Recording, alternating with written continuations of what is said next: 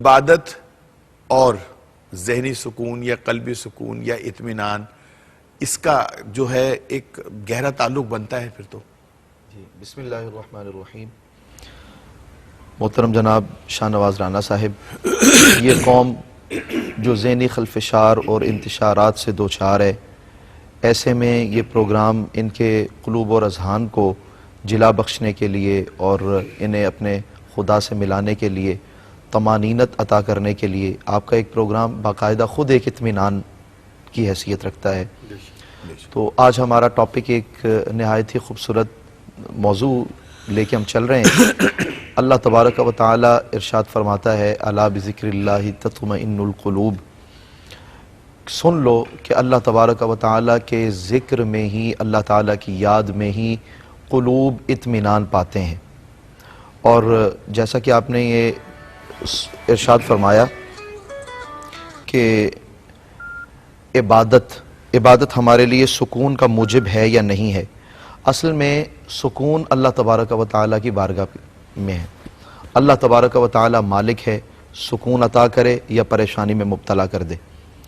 پوری انسانیت جب اس کی قدرت کی دو انگلیوں کے درمیان ہے، وہ چاہے اونچا کر دے، وہ چاہے نیچا کر دے، اسی طرح قلوب اسی طرح اس کی قدرت والی دو انگلیوں کے درمیان ہے۔ تو تذلل ہے عبادت، خشوع اور خضوع کا نام ہے، بندگی کا نام ہے عبادت۔ اس عبادت کی راہ پر جب انسان چلتا ہے تو اللہ تعالیٰ کی طرف سے سکون نازل ہوتا ہے۔ جیسے کہ ایک حدیث ہے نبی دو جہاں صلی اللہ علیہ وسلم کی، بڑی معروف اور مشہور حدیث ہے۔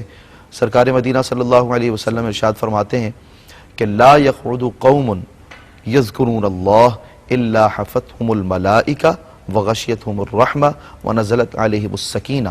جب کچھ افراد مل کے بیٹھ جاتے ہیں، مجھے اسی وجہ سے بڑا سکون ملتا ہے اپنے گرد و پیش میں ایسی حسین شخصیات کے جھرمٹ میں بیٹھنے کا، اور پھر یہ اطمینان قلب بھی اسی وجہ سے نصیب ہوتا ہے کہ آپ صلی اللہ علیہ وسلم ارشاد فرماتے ہیں جب افراد مل کے خدا کو یاد کرتے ہیں، یہ علم کی بات ہو، قرآن پڑھا جائے، تعلم ہو، تعلیم ہو، تربیت ہو، یہ ساری باتیں اس میں آ جاتی ہیں، تو اللہ تبارک و تعالیٰ کی طرف سے پھر 3 انعامات کا نزول ہوتا ہے۔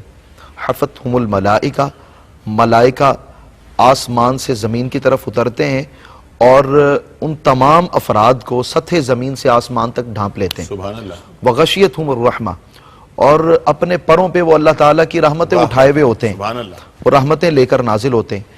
اور تیسرا انعام جس کا ہمارے اس ٹاپک سے گہرا تعلق ہے، نزلت علیہم السکینہ، ان پر سکون نازل ہو جاتا ہے، ان پر اطمینان نازل ہو جاتا ہے۔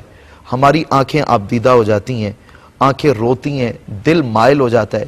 بسا اوقات ہم مسجد میں جاتے ہیں تو دنیا کے سارے دکھڑے بکھیڑے ہمارے ذہنوں سے اتر جاتے ہیں، ہم اس کو یاد کرتے ہیں تو اللہ تعالیٰ کی یاد میں ہی قلوب کو اطمینان نصیب ہوتا ہے۔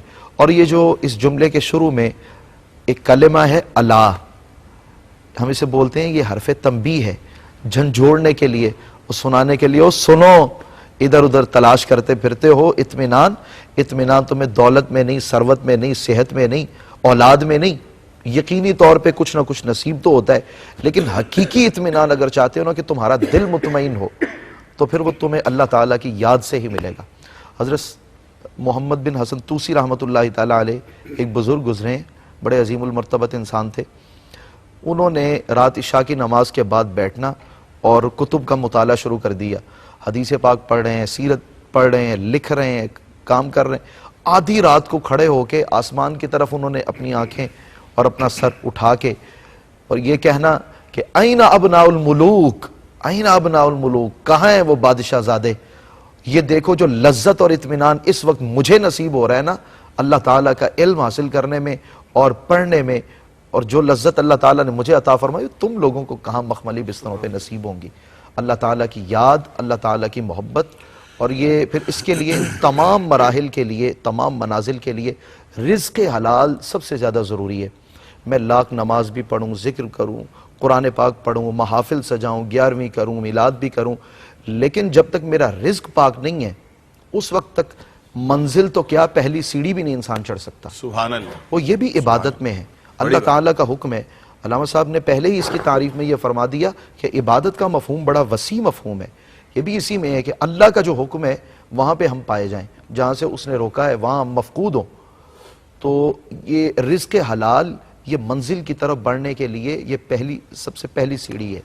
اس لیے جو رزق حلال نہیں کھاتا، جس کے پیٹ کو حرام لگا ہو، جس کے منہ کو حرام اللہ لگا تعالیٰ ہو، معاف فرمائے۔ تو حضور صلی اللہ علیہ وسلم کے ارشاد گرامی ہے کہ جس نے اپنے پیٹ میں حرام ڈالا اور جس کی غذا حرام ہے، جس کا پہناوا حرام ہے، اب وہ اللہ تعالیٰ کی بارگاہ میں بڑا پراگندہ بال ہو کے درویشانہ اوصاف اپنے بنا کے اللہ کی بارگاہ میں ہاتھ اٹھاتا ہے تو اللہ تبارک و تعالیٰ کو کہتا ہے یا رب انا یستجاب لہ، کہاں اللہ تبارک و تعالیٰ اس کی سنے گا، تو سارے کا سارا پاؤں کے تلووں سے لے کے سر کی چوٹی تک سارے کا سارا حرام پہنا اور حرام کھا چکا ہے۔